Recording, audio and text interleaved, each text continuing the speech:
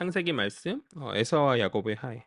창세기 말씀 에서와 야곱의 화해란 제목을 가지고 하나의 말씀 증거하도록 하겠습니다. 오늘 우리가 살필 창세기 33장의 본문은 이삭 가문의 쌍둥이 두 형제 에서와 야곱의 화해에 관한 이야기를 담고 있어요.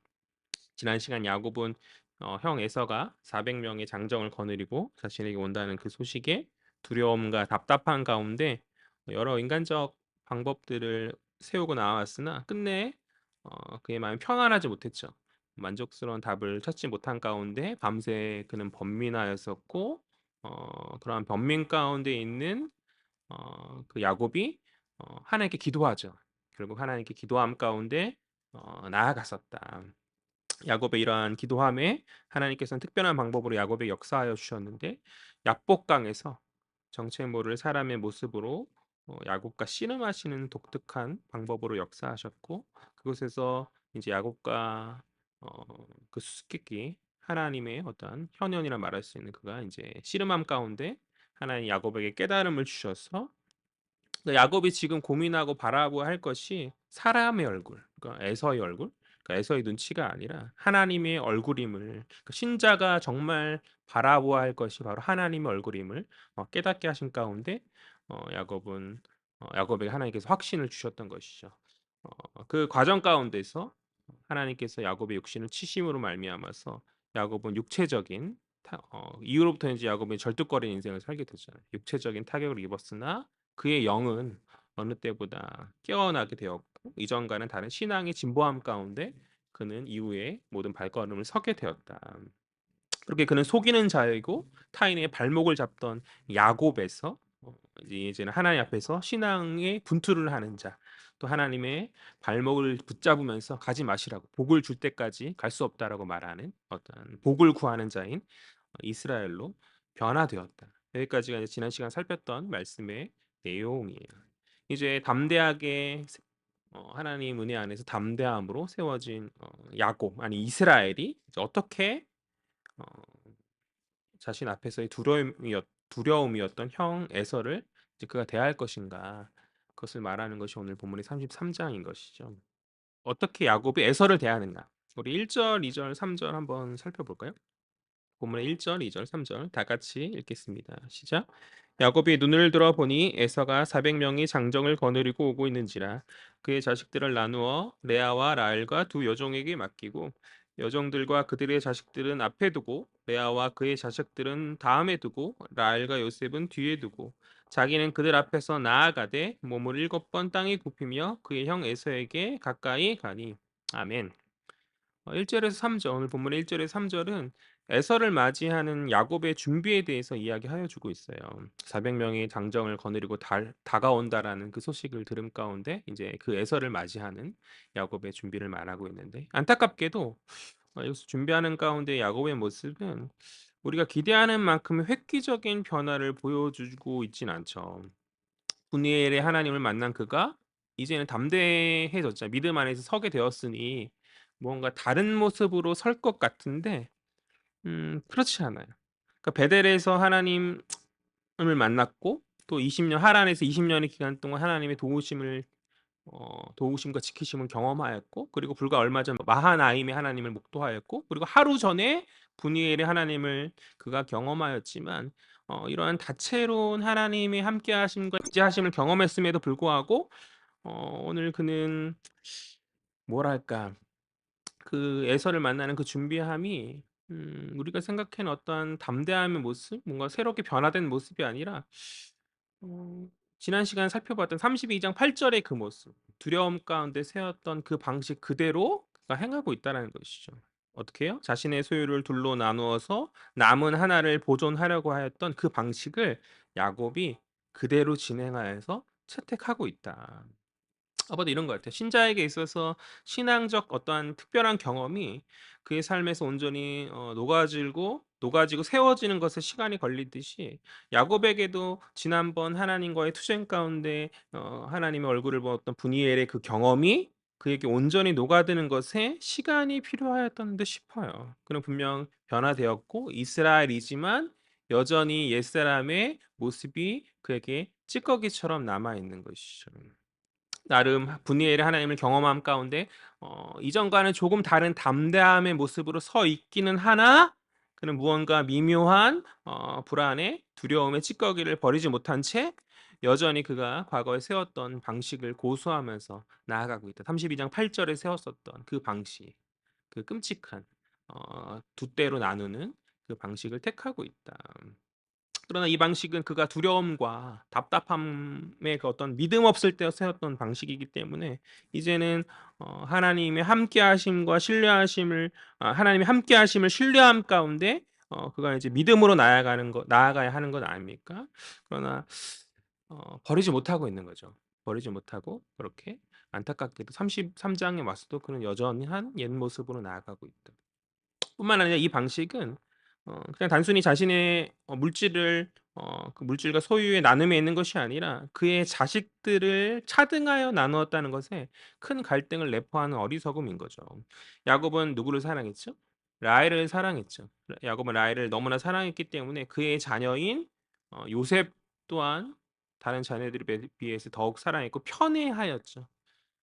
그래서 오늘 가장 사랑하는 아내의 그 자녀인 요셉을 우리 어디에 두죠? 가장 뒤편에 안전한 곳에 야곱이 생각하기에 안전하다 여기는 그곳에 요셉을 두는 거죠. 그러나 이는 오히려 그 가정 안에서 요셉을 가장 위험한 곳으로 이끄는 어리석음이죠. 이 강요된 희생으로 말미암은 다른 형제들은 요셉을 평생 미워하며 시기하게 되는 거죠. 다른 요셉은 안전하지만 다른 형제들은 강요된 희생에 내몰린 것이잖아요. 이것으로 말미암아서 아버지의 본심과 의도를 형제들이 깨닫게 되었고 이후에 요셉의 삶은 결코 안전하지 않은 거죠. 그러니까 이 표면적으로 드러난 특별한 자식 사랑은 그러니까 이때까지만 해도 요셉이 아직 베냐민이 태어나기 전이니까 막내였기 때문에 우리 아버지께서 막내를 좋아하는 거지 정도 생각했었겠지 형제들이. 그러나 이제 다른 거죠. 이렇게 대하는 모습을 이 표면적으로 드러난 어떤 편애의 모습 가운데서 이제 후에 그 가정의 갈등의 큰 원인이 되었고 야곱은 이 일로 말미암아 오랜 시간 동안 요셉을 잃고 크게 고통받는 인생을 살게 되는 거죠. 그러나 야곱이 이렇게 33장에 와서 32장에 분이엘의 경험이 있지만 33장에 와서 여전한 옛 모습만으로 가고 있는 것은 아니에요. 옛 모습 그대로의 부족한 모습만 보여주고 있는 것이 아니라 확실히 분이엘의 하나님을 경험한 그이기 때문에 이전과는 다르게 야곱이 오늘 보니까 뒤에 있지 않는 거죠.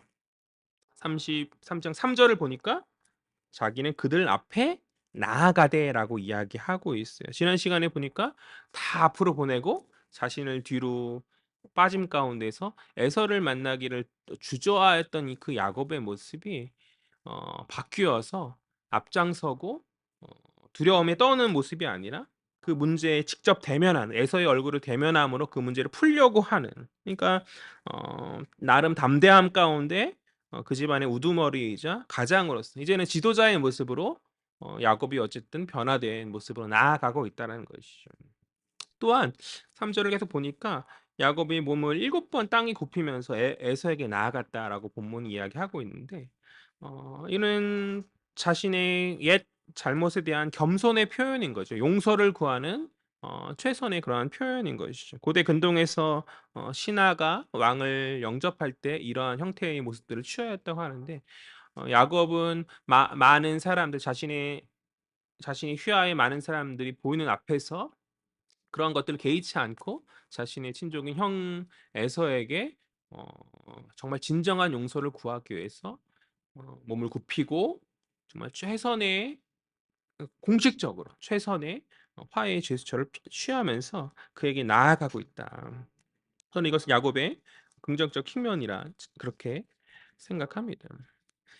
이제 이어지는 본문은 야곱의 이러한 모습에 대한 이제 에서의 반응을 이야기하고 있어요. 이어지는 4 절은 지난 32 장에서의 그 야곱의 두려움과 답답함이 오해였음을 그의 어떠한 착각이었음을 드러내 주고 있죠. 우리 4절 볼까요? 4절 다 같이 읽겠습니다. 시작. 에서가 달려와서 그를 맞이하여 안고 목을 어긋맞추어 그와 입맞추고 서로 우니라. 그러니까 예상치 못한 반응이 에서에게 지금 일어나고 있는 것이죠. 놀랍게도 야곱을 대하는 에서의 반응은 너무나 호의적이고 긍정적인 모습이 아닐 수 없죠. 안고 목을 어금 맞춰 어떻게 야곱에게 입맞춤을 하고 있다. 그러니까 에서가 야곱을 어떻게 대하고 있습니까? 야곱은 굉장히 공식적이고 마치 봉신이 주인이 왕을 대하듯이 어떠한 그런 모습으로 격식을 차린 모습으로 나아가고 있는데 오히려 형 에서는 정말 동생을 대하듯이 그를 맞이하며 그를 안고 그에게 입맞추며 그렇게 친근한 모습으로 나아가고 있다는 것이죠. 어떻게 에서가 이렇게 긍정적이고 호의적인 모습으로 나아왔는가? 20년 전에 분명 야곱을 죽이려고 분노함 가운데 '내가 야곱을 죽이겠다.'라고 선언하였던 그 에서의 모습과는 완전히 상반된 모습 아닌가요? 어떻게 이렇게 변화된 달라진 모습으로 나아왔는가? 어머니 리브가의 예상대로 세월이 그의 마음을 녹게 하였는가? 혹은 라반 때처럼 하나님께서 간밤에 그의 꿈에 나타나셔서 뭐 에서에게 경고하셨는가? 아니면 야곱이 앞서서 세 때나 되는 그 선물들을 보내잖아요. 그 가축들을 보내잖아요. 그것에 이제 에서의 마음이 녹았는가? 아니면 그것도 아니라면 에서의 그런 어떠한 뒤끝없는 그런 성품에 기인한 어떤 선한 마음 때문인가? 여러 가지 추측을 할 수 있겠죠. 그러나 오늘 본문은 그것에 대해서 명확하게 말하고 있지 않기 때문에 확증하기는 어려운 것 같아요. 그러나 어쨌든 아마도 복합적인 요소가 아니겠는가 저는 그렇게 생각해요. 오랜 세월에서는 이삭의 축복이 아니더라도 에서 나름 세일 땅에서 세례를 불려서 성공하였기 때문에 지난날의 일은 과거의 일일 뿐이라 그런 여겼겠죠. 또한 어머니 리브가 예상대로 세월의 흐름 가운데 그의 분노는 많이 수그러졌고 또한 하나님께서 그의 마음 가운데 라반 때처럼 간밤에 나타나서까지 아니더라도 그러니까 미묘한 만지심 안에서 하나님 에서의 마음을 많이 수그러뜨심일 수도 있고 또 앞서 보낸 야곱의 선물도 그에게 호의의 마음을 갖게 할 수도 있고 뭐 에서의 선한 성품도 그럴 수도 있고 어쨌든 간에 여러 가지 복합적인 상황 가운데 에서가 야곱을 용서한 것이 아닌가. 적어도 오늘 야곱을 형제로서 진심으로 대하는 이 에서의 모습을 볼 때, 그러니까 안고 입 맞추고 그렇게 형제로 대하고 있죠. 이 모습을 볼 때 라반과는 다른 것 같아요. 라반이 도망가는 야곱을 대할 때는 하나님을 두려워함 가운데 어쩔 수 없이 야곱을 풀어주고 용서해주고 그에게 화친을 맺잖아요. 그것과는 다른 에서는 억지스럽게 야곱에게 호의를 베푸는 그런 모습이 아니라 그는 어 자신의 동생인 야곱을 형제로 대하고 있고 맏형으로서의 품위 있는 모습으로 그에게 용서의 모습을 주고 있다는 것이죠. 그러니까 앞서 32 장에서 야곱이 밤새 오면서 두려워하고 답답하였다 성경이 그렇게 표현하잖아요. 그런 모습이 얼마나 험한 것이었는지 이 33장 4 절에서 드러나지게 되는 것이죠. 야곱은 혹 불미스러운 형 에서로 말미암아서 혹 불미스러운 사건이 일어날 것을 우려함 가운데 한때나마 보존하기 위해서 자신의 모든 소유와 가족들을 둘로 나누죠. 그것이 얼마나 어리석은 일이었는지. 그것이 요셉 사랑의 편에만 가족 간에서 드러나게 한 아무런 소득도 얻지 못한 채 어 어리석은 야곱에서 된 무지였었다. 또 그와 무엇보다도 하나님이 함께 하심과 분이엘의 하나님 만화의 하나님 그걸 하나님 수많이 경험했음에도 야곱의 그러한 모습은 하나님이 함께 하심과 그 역사하심을 온전히 신뢰하지 못하는 것이 드러나지게 된 장면일 뿐인 거죠. 장면이 아닐 수 없는 것이죠. 그렇다면 우리는 다른가? 그렇다면 우리는 어떠한가? 우리는 다른가? 신앙인으로서 주어진 삶의 길을 걸어감에 있어서 수많은 오랜 시간 동안 하나님과의 어떤 은혜를 하나님 주시는 여러 은혜들을 맛보았음에도 불구하고 혹 여전히 미묘한 불안과 두려움의 찌꺼기를 버리지 못하여서 옛 모습 그대로 나아가는 그러한 모습이 우리 가운데 있지는 않은가. 그러니까 사실은 그런 수많은 어떤 어려움과 어떤 갈등들 그런 문제들이 지나고 보면 사실 별거 아닌 경우들이 참 많이 있거든요. 그때 당시에는 크게 느껴지고 정말 문제라 여겨지는데 막상 그것을 지나고 보면 별거 아니었고 '내가 왜 이렇게 떨었었는지. 내가 왜 이렇게 두려워했었는지.' 그런 마음이 들 때가 있는데 하나님께서는 믿음을 보기 원하셨던 거죠. 하나님께서 우리의 믿음을 보고 담대함을 보길 원하셨는데 그러하지 못한 우리들의 많은 연약함이 있지 않았는지. 우리는 왜 별거 아닌 문제 앞에서 떨며 고개 숙이며 살아왔습니까? 주를 알지만 우리는 모든 이 자리에 모이는 거의 앉아 있는 거의 대부분의 사람들은 신자라 말하잖아요, 스스로. 기독교인이라 말하고. 주를 알고 주를 신뢰하고 주님의 어떤 은혜들을 경험하였지만 그 암과 경험이 내 신앙의 어떠한 길에 녹아들음에 있어서 여전히 간극이 길어져 있기 때문 아닌가요? 그러니까 빨리 깨닫고 경험한 그것을 나의 삶에 빨리 녹이고 온전한 믿음의 발현으로 그것을 삶 속에서 드러내야 하는데 어쩌면 신앙적 나태함이 그것을 뒤로 미루고 그 간극을 여전히 메우지 못한 채 알지만 여전히 옛 모습으로 나아가는. 그러니까 예전 그 과거에는 몰랐었어서 그 모습으로 나아갔다면 이제는 아는데 빨리 결단하고 빨리 하나님 앞에 서지 못한 채 그냥 옛 모습 알면서 옛 모습으로 나아가는 그러한 이상한 기묘한 모습으로 신자라 말은 하는데 오늘은 신자답지 않은 그런 모습으로 혹 나아가고 있는 것은 아닌가. 신자다운 믿음이 없는 모습으로 혹 우리가 나아가고 있는 것은 아닌가. 물론 저는 믿어요. 저는 확신합니다. 언젠가는 그 간극이 완전히 메꿔지고 성화의 어떠한 삶을 걸어가는 가운데 마지막 최후 그때 영화됨으로 우리가 주님 앞에 서게 되어질 줄 믿습니다. 우리는 믿음 안에서 야곱처럼 분우엘과 같은 여러 하나님의 은혜들을 경험한 그런 자들이니까. 여전히 지금은 어리석고 연약하지만 그래도 과거와는 다르게 인생의 여러 문제들 앞에서 기도할 수 있고 예전에 기도조차 모르고 하나님 구하는 것조차 몰랐는데 이제는 기도할 수 있고 주님 내게 주신 어떤 사명들 앞에서 망설이고 두려워하나 어쨌든 담대함을 조금씩이나마 회복해서 가기는 가는 그래도 신자이니까 인생의 여러 문제들을 회피하지 아니하고 나아가는 그러니까 넘어져도 다시 일어나고 담대함으로 나아가는 그런 자들이니까 온전한 성숙의 모습으로 우리가 마지막 때에 서게 되어 언젠가는 그렇게 되어질 줄 믿습니다. 그렇지만 그때를 이제 조금 앞당겨야 되진 않는가 우리가 조금씩 그것을 앞당기면서 주가 기뻐하시는 믿음의 모습으로 재빨리 세워져야 될 때가 되지 않았을까요? 꼭 인생의 수많은 어떤 분주함 가운데서 누구나 맞닥뜨리는 어떠한 인생의 그런 어려움, 그런 과정들을 핑계로 나의 신앙의 성숙과 온전한 세워짐을 우리가 뒤로 미루고 있는 것은 아닌가. 하나님 좋은 대학에 들어가고 이제 내가 온전한 신앙의 모습으로 나아갈게. 아니면 하나님 좋은 직장에 들어가고 나아갈게. 또 시간에 져서 하나님 좀 자리 좀 잡고요. 아니면 또 하나님 좋은 배우자 만나서 결혼도 하고요. 결혼했는데 하나님 이제 결혼했으니까 좀 가정이 좀 안정적이 되어야 되지 않겠습니까? 이렇게 그 이후에 하나님 내가 신앙 제대로 해볼게요. 이렇게 말하고 나는 가정이 안정적으로 됐는데 자녀들이 있으니까 자녀들의 문제가 또 해결되어지길 바라는 가운데 미루고 그러다가 자녀들이 대학 갈 쯤에 자녀들의 좋은 대학에 갔을 때 내가 하겠다 하다가 나중에는 어떻게 해요? 자녀들이 또 좋은 직장에 가면 또 자녀들이 어떻게 어떤 인생의 어떤 가정을 이루고 뭐 여러 가지 이렇게 계속해서 반복되는 끊임없는 어 우리가 언제까지 이런 끝없는 핑계를 대면서 우리의 하나님과 하나님의 그 얼굴 앞에서의 신앙의 문제를 미뤄 두어야 되겠냐는 것이죠. 제일 어리석은 사람이 무엇이냐면 제일 어리석은 사람이 신앙인 교회 공동체 안에서 제일 어리석은 사람이 어떤 사람이냐면 교회를 오랜 시간 출석하고 다녔음에도 불구하고 자신의 어떤 구원의 문제를 확정하고 정리하여서 깨닫지 못한 사람이죠. 그러니까 교회는 오래 다니는데 구원의 확신이 없는 사람이 전 제일 어리석은 사람이라고 생각해요. 그러니까 적어도 그 구원이 내가 어떻게 구원을 받고 어떻게 되어지 그 믿음의 영역의 문제를 떠나서 최소한 그 알을 알지 못하는 그냥 막연하게 교회에 와서 사람들과 관계함 가운데 마당만 밟고 나아가는 것이 저는 제일 어리석은 사람이라고 생각해요.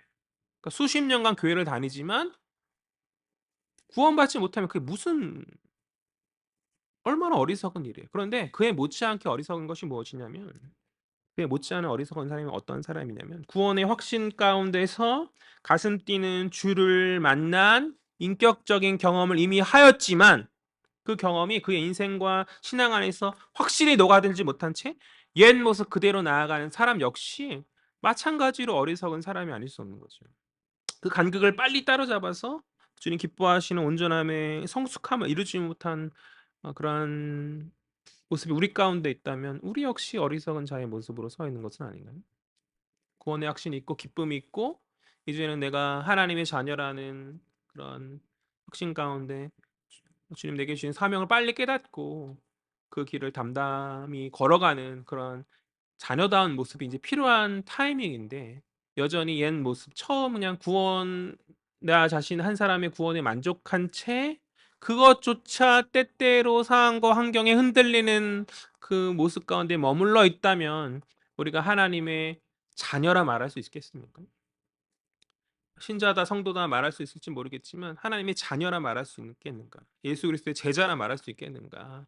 그러니까 신앙인의 성숙함의 문제에 대해서 우리가 많이 고민해야 되는 것이죠. 한국 교회에 많은 문제들이 있지만 저는 본질적인 문제가 바로 여기에 있다고 생각해요.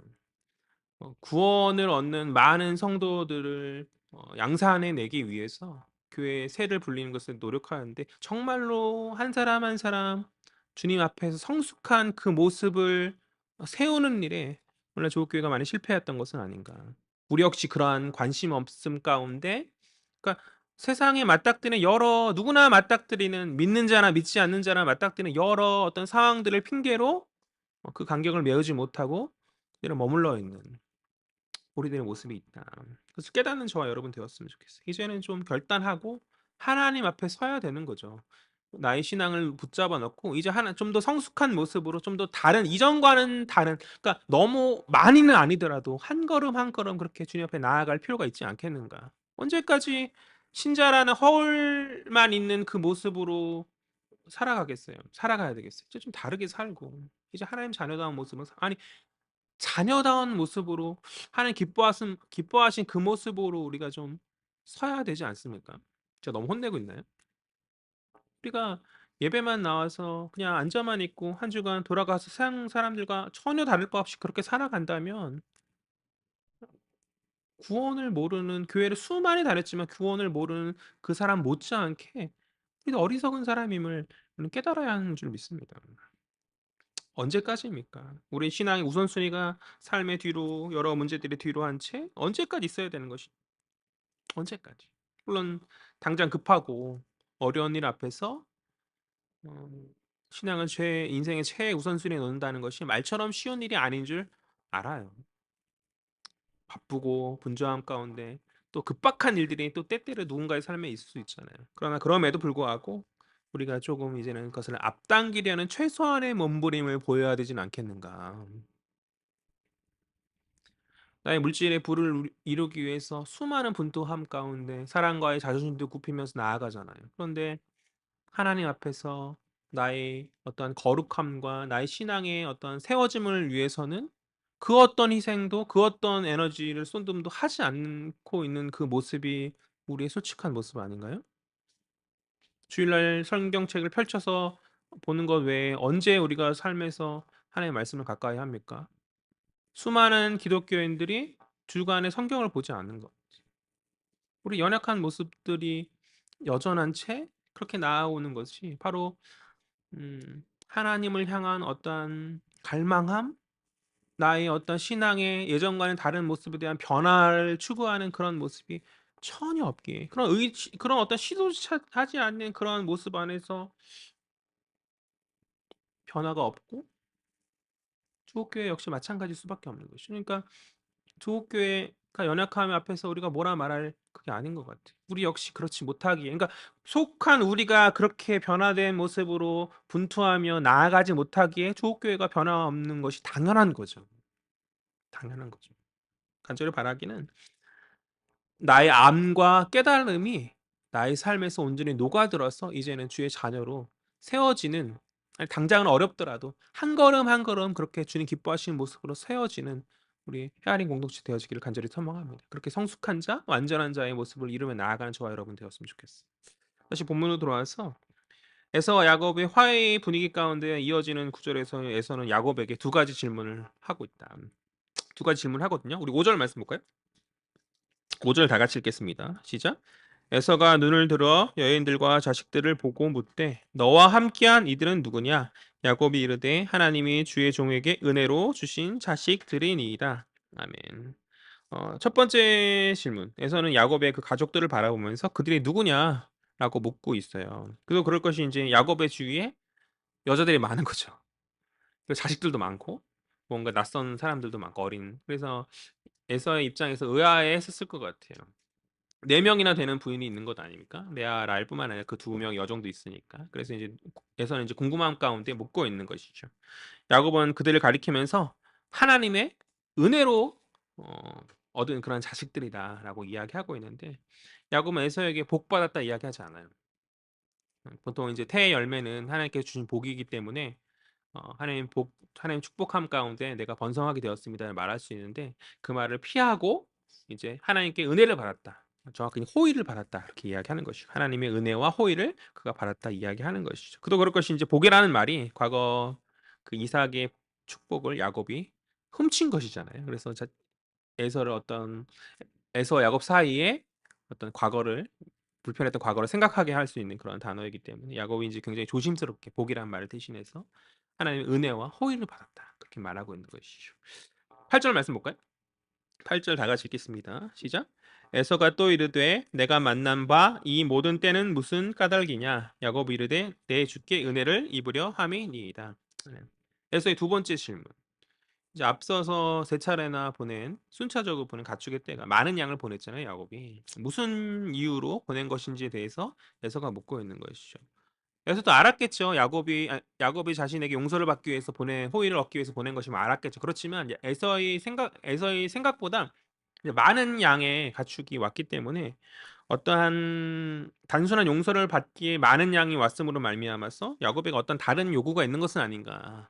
어쨌든 간에 에서와 야곱은 족장이잖아요. 그래서 공식적인 위치에 있는 사람이기 때문에 어떠한 야곱이 라반과 불가침 조약을 맺었듯이 에서와도 어떠한 그러한 생각이 있을 수 있겠다. 에서가 판단한 가운데 아마 물었던 것 같아요. 이 야곱이 뭐라 얘기하는가? 주께 은혜를 입으려 합니다. 그 주는 이제 에서죠. 에서에게 내가 은혜를 입으려, 호의를 입으려. 다시 말해서 형 에서에게 용서받기를 원한다라고 야곱은 말하고 있는 것이죠. 그러니까 여기서 야곱은 길고 지루하게 여러 가지 말을 돌려서 말하지 않죠. 예전처럼 꾀를 발휘하여서 어떤 상황을 모면하려고 하고 피하려고 하지 않아요. 그냥 굉장히 정중하게 그러나 분명하고 명확하게 내가 형에게 용서를 받기 위해서 그것을 보냈습니다라고 그렇게 말하고 있는 장면인 것이죠. 그러니까 야곱은 최선을 다해서 에서에게 화해를 요청하고 있고 이제 그 화해에 대한 대답이 그 공이 에서에게 넘어가게 되어진 거죠. 에서가 어떻게 반응하는가? 9절 말씀 보죠. 9절 다 같이 읽겠습니다. 시작. 에서가 이르되 내 동생아 내게 있는 것이 족하니 내 소유는 내게 두라. 아멘. 9절에서 에서는 어떻게 해요? 야곱의 재물을 받지 않겠다. 아니다. 내 소유를 내게 두어라. 그냥 너의 것을 너에게 그냥 그대로 두어라라고 말하면서 에서가 이제 정중히 거절하는 그런 장면이죠. 그러나 이 거절의 모습이 야곱의 화해 요청에 대한 에서의 그 거부는 아닌 거죠. 그가 야곱을 무엇라 부르죠? 내 동생이라 말하고 있는 것이죠. 그는 야곱을 자신의 형제로 대하면서 동생의 것이기 때문에 내가 받지 않겠다라고 말하는 마음 넓은 모습을 그가 보여주고 있다는 것이죠. 그러니까 20년의 시간이 지난 후에 오히려 에서가 야곱보다 많은 성숙의 모습을 갖춘 것이 아닌가 그렇게 생각되어져요. 그런 생각이 들어요. 에서는 하나님의 그 비전, 하나님의 복의 계보에서 이탈된 아브라함으로부터 이어지는 이삭을 통해서 아브라함을 통해서 이삭을 통해서 이어진 그 복의 계보에서 이탈되어진 그런 사람이잖아요. 그 스스로 하나님의 복을 그 언약의 복을 경휼히 여겼기 때문에 그는 복의 계보에서 벗어난 자이죠. 그러나 그것과는 별개로 오늘 33장 속 과거 자신의 뒤통수를 친 동생을 대하는 그의 모습은 성숙한 모습이 아닐 수 없죠. 그러니까 야곱보다 더욱더 성숙해진 모습으로 야곱이 예상치 못한 넓은 가슴으로 그가 형으로서 든든한 맏형으로서 동생을 대하고 있는 것이죠. 저는 교회 울타리 밖에서 신자보다 더욱 성숙한 많은 사람들이 있음을 봅니다. 보통 교회 사람들이 더욱더 성숙하고 더욱더 관용적이고 그렇게 생각할 수 있는데 그렇지 못한 경우들을 더욱 많이 보게 되는 것 같아요. 오히려 여유와 관용의 모습이 세상 가운데 더욱 많이 있으면 어떠한 이웃을 섬긴다든지 그런 모습들을 성숙의 모습들을 세상 가운데 볼 때가 많이 있는 것 같아요. 그러니까 이러한 모습들은 우리 어떤 신앙의 유무와는 별개로 우리가 본받고 따라야 될 모습이 아닌가 그렇게 생각됩니다. 혹 믿는 자들 안에서 자신에게 하나님을 믿는 신앙이 있다고 은근히 어떠한 보이지 않는 어떤 우월감으로 세상을 평가하고 잣대를 대하는 모습들이 있지는 않은지. 요즘에 뭐 사람을 모으고 새를 만들고 바리새인과 어떤 같은 어떤 특유의 선민의식 가운데 나의 어떤 자기 주장만 옳다고 하고 있지는 않은지. 교회라는 이름으로 앞장서서 자기 주장하는 시끄러운 무리들이 요즘 많이 TV 뉴스에 시끄럽게 떠들어질 때가 참 많이 있잖아요. 안타까운 거죠. 안타까운 거죠. 세상보다 더욱더 성숙치 못하는 폭력도 불사하는 그런 불법도 불사하는 교회라는 이름을 앞세워서 그렇게 사람들을 모으고 하는 그런 무리들의 모습이 저는 목사로서 굉장히 안타까운 모습이라 생각합니다. 그래서 얼마나 교회를 욕되게 하고 부끄럽게 만들리는지 깨달을 필요가 있다. 때로 세상이 더욱더 성숙하고 더욱더 멋진 모습으로 서 있음을 겸손히 인정함 가운데 우리 역시 달라진 모습으로 서야 한다는 것이죠. 우리 10절 말씀 볼까요? 계속 이어서 10절 말씀 다 같이 읽겠습니다. 시작. 야곱이 이르되 그렇지 아니하니이다. 내가 형님의 눈앞에 은혜를 입었사오면 청하건대 내 손에서 이 예물을 받으소서. 내가 형님의 얼굴을 배운즉 하나님의 얼굴을 본 것 같사오며 형님도 나를 기뻐하심이니이다. 에서의 거절에도 불구하고 야곱은 에서에게 자신의 선물을 받아야 됨을 이제 이야기 계속 하고 있죠.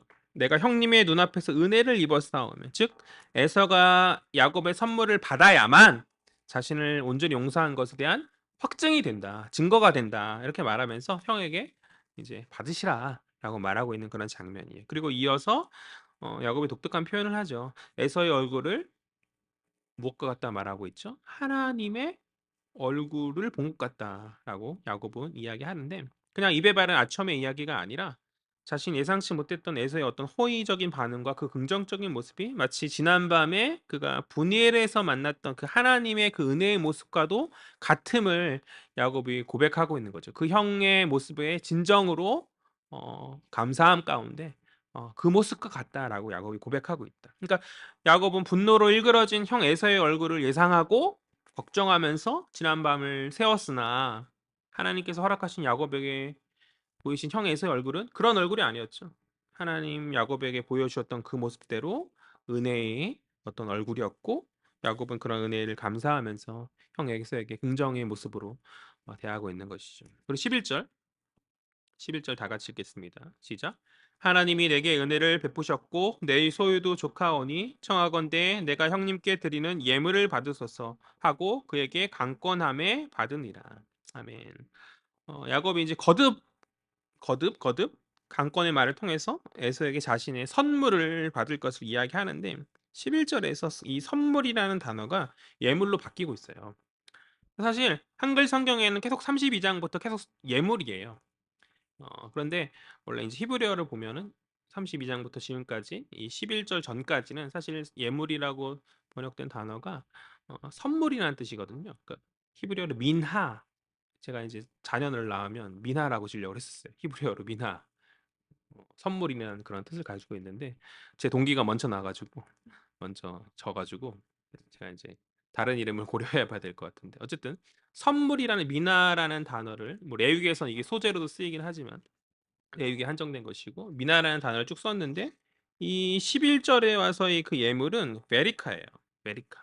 그러니까 이제 예물이란 뜻을 가진 그런 베리카를 사용해 쓰고 있는데 이 단어가 창세기 27장 35절의 그 말씀에 있었던 그 단어거든요. 한번 이거는 찾아보죠. 제가 오늘 화면 준비 안 해서 27장 35절을 좀 찾아볼까요?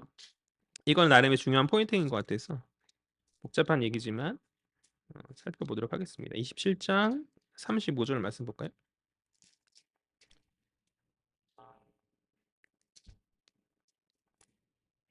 다 같이 읽겠습니다. 시작. 이삭이 이르되 내 아우가 와서 속여 내 복을 빼앗았도다. 26절도 한번 읽어보죠. 시작. 에서가 이르되 36절이요. 35절 읽었습니다. 36절 시작. 에서가 이르되 그의 이름을 야곱이라 함이 합당하지 아니하나이까. 그가 나를 속임이 이것이 두 번째니이다. 전에는 나의 장자의 명분을 빼앗고 이제는 내 복을 빼앗았나이다. 또 이르되 아버지께서 나를 위하여 빌 복을 남기지 아니하셨나이까. 아멘. 그러니까 베리카라는 단어가 여기에서 나오거든요. 35절과 36절. 근데 35절과 36절에 예물이 없잖아요. 라고 말했었잖아요. 어, 베리카라는 단어가 예물이라는 뜻도 있지만 또 다른 뜻이 있는데 그것이 뭐냐면 복이에요, 복. 이 방금 읽은 35절과 36절에 에서의 분노죠. 어떤 분노예요?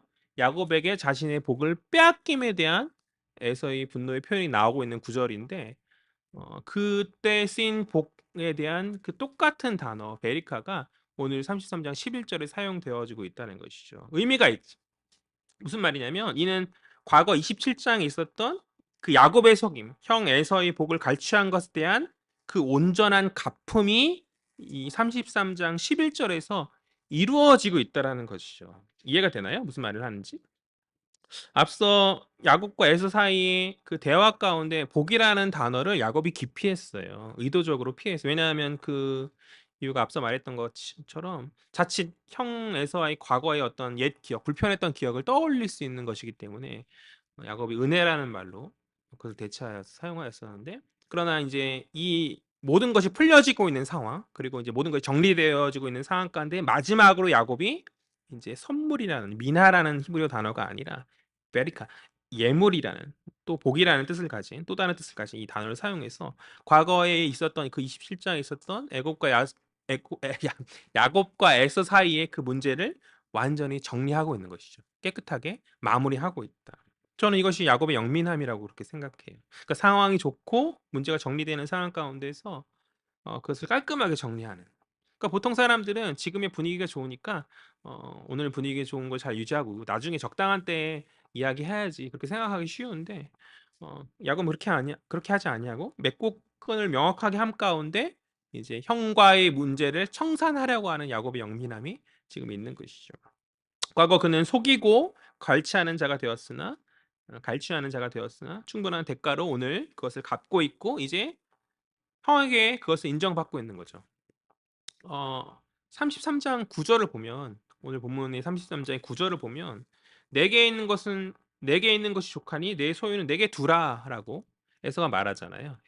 야곱에게 많은 어떤 물질을 받는 가운데서 에서가 야곱의 것을 정중하게 거절하는 그런 말 앞에서 단순히 야곱이 제공하는 선물을 거절하는 그 의미뿐만이 아니라 내 소유, 과거 야곱이 뺏은 그 복을 그것을 그대로 두어라라는 그 말로도 볼 수 있다고 생각해요. 그러니까 과거에 야곱이 에서에게 빼앗은 그 복, 지금 그 복, 그 소유를 되었다. 왜요? 에서는 이미 충분하니까. 에서 생각에 이미 세일을 땅에서 성공한 에서에게 그것은 그리 중요하지 않은 문제가 되었다라는 것이죠. 그러나 신앙 안에서 야곱에게는 여전히 포기할 수 없는 그것인 것이죠. 그러니까 그것을 이제 형에게 오늘 예물을 통해서 갚음으로, 그러니까 베리카라는 어떤 예물을 통해서 갚음으로 그것이 온전한 어떤 적합한 방식으로 그의 것이 되어지고 있는 그러한 장면인 거죠. 그러니까 아브라함 때부터 이어졌던 하나님의 복이 에서와 이삭과 비뚤어진 방식으로 야곱에게 왔었다라고 생각하지만 과거엔 그랬었는데 이제 오늘 야곱과 에서의 화해함 가운데 야곱이 그것을 온전한 방식으로 다시 바꾸어서 하나님의 복이 정당하게 야곱에게 계승되어지고 있는 그러한 장면이다. 그렇게 해석하면 될 것 같아요. 어떤 측면에서 보면 과거 에서에게 붉은 팥죽으로 장자권을 산 그때의 모습과 오버랩되는 모습 같아요. 어떤 것을 물질이나 어떤 것을 가지고 에서의 것을 취하는 방식이잖아요. 그렇지만 과거와는 다르게 과거에는 형을 속여서 빼앗는 어떤 비열한 방식이었었다면 오늘 방식은 완전한 화해함 가운데 상대방이 충분히 인정이 되어지는 그런 방식을 야곱이 취하고 있는 것이죠. 그러니까 이런 방식을 취하고 있는 야곱이 이전과는 다른 변화된 성숙한 모습으로 선 것이라 저는 그렇게 해석합니다. 그러니까 우리는 은혜 안에서 살아가는 자들이죠. 우리에게 적용할 때 우리는 은혜 안에서 살아가는 자들이고 그 은혜의 결과들을 이루기 위해서 수단과 방법을 고려하지 않은 채 목적만을 이루려 하는 그 모습이 혹 우리 가운데 있지 않은지. 그러나 그것은 오히려 돌아가는 이름을 이 야곱과 에서의 그 두 형제 사이에서 신자들은 깨달아야 하는 줄 믿어요. 그러니까 야곱이 빨리 가려고 했는데 빨리 가려고 속여서 형의 것을 갈취하려 하죠. 그러나 그것은 오히려 야곱을 고향 땅에서 20년간 떠나가게 했고 오히려 돌아가게 만들었다는 있다는 것에 대한 증거 아닌가요? 그 야곱의 20년의 세월들이.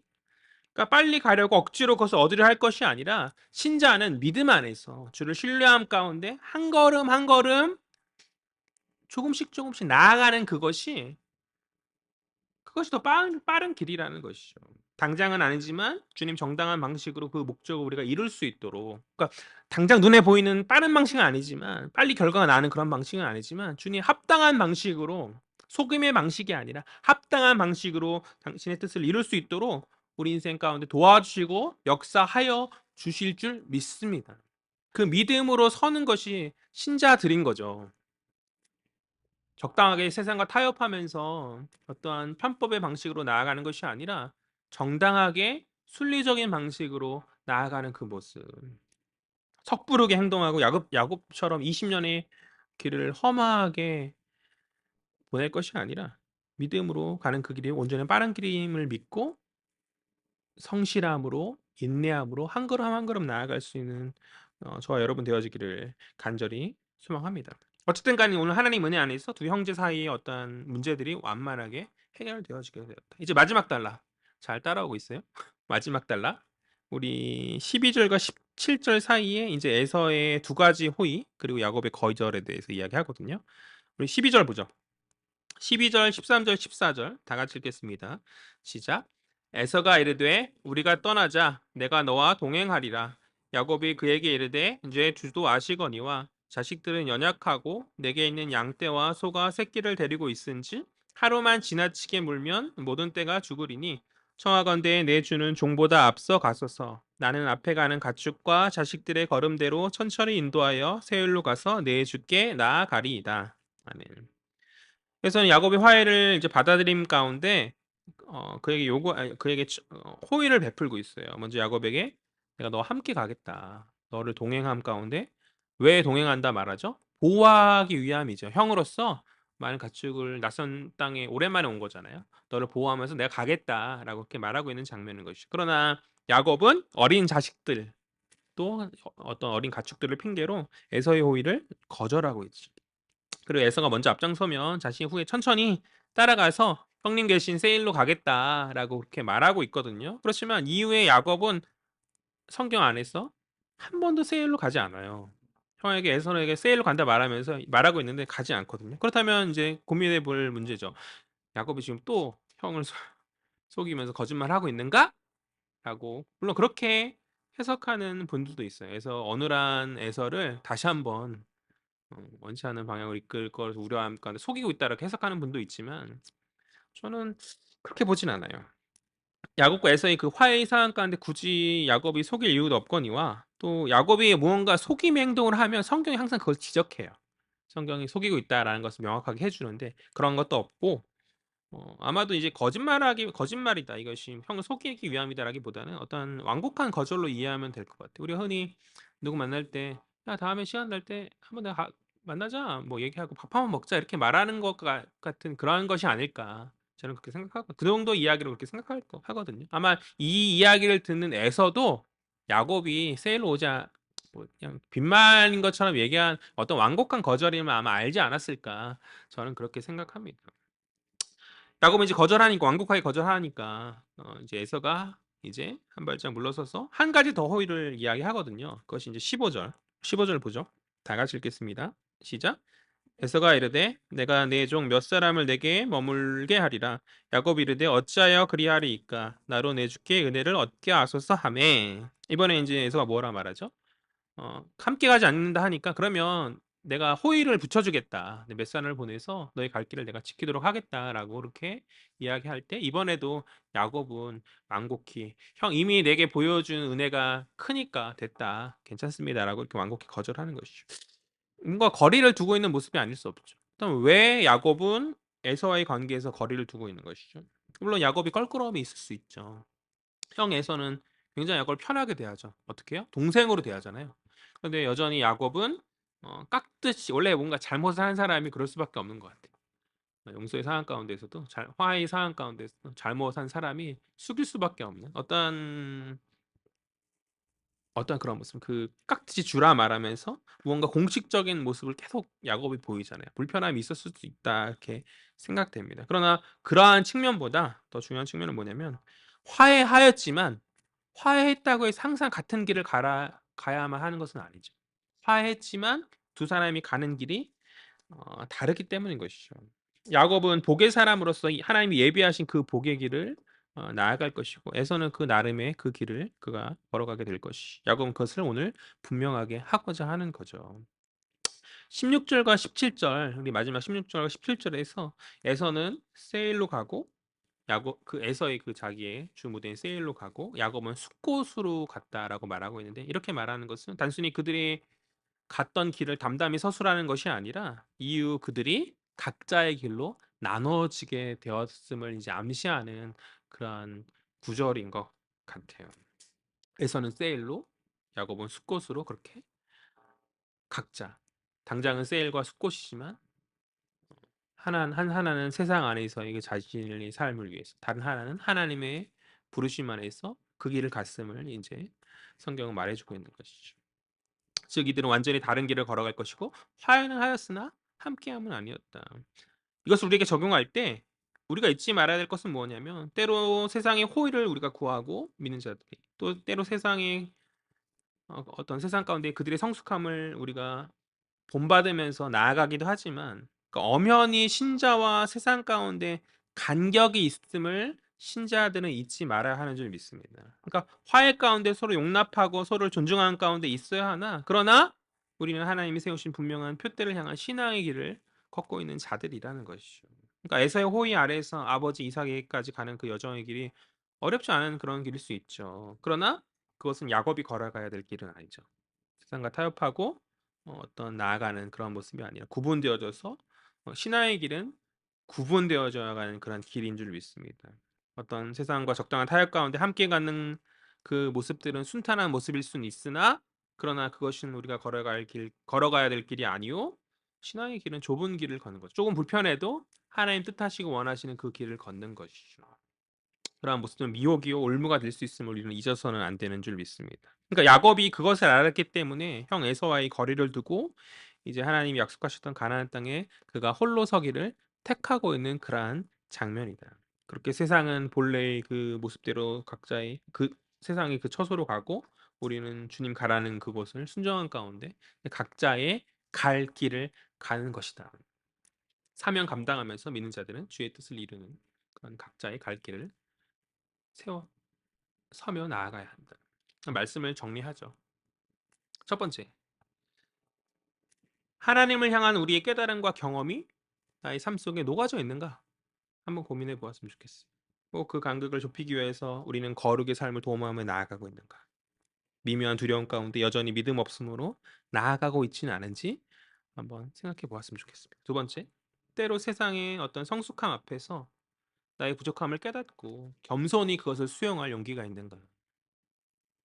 특별한 선민 인식 속에서 마치 교만한 바리새인과 같이 허탄한 신앙의 모습으로 우리가 교만스럽게 포용하고 용납하지 못하는 모습으로 나아가고 있는 것은 아닌가.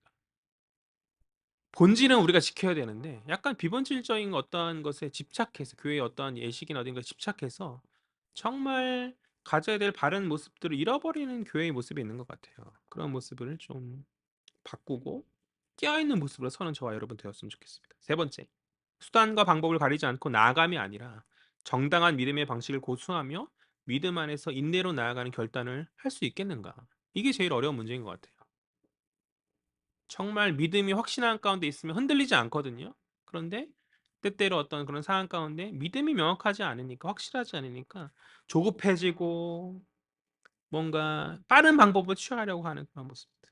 그런 모습이 아니라 온전한 믿음으로 우리는 하나님의 뜻을 준행하는 그 발걸음을 걸을 수 있냐는 것이죠.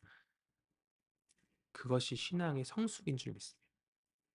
성숙은 다른 것이 아니라 뭔가 어떤가 교양 있고 뭔가 부드러운 언어와 어떤 온화한 얼굴로 나아가는 그것이, 뭐 그런 것도 성숙이라 할 수 말할지 모르겠지. 한 측면이겠죠.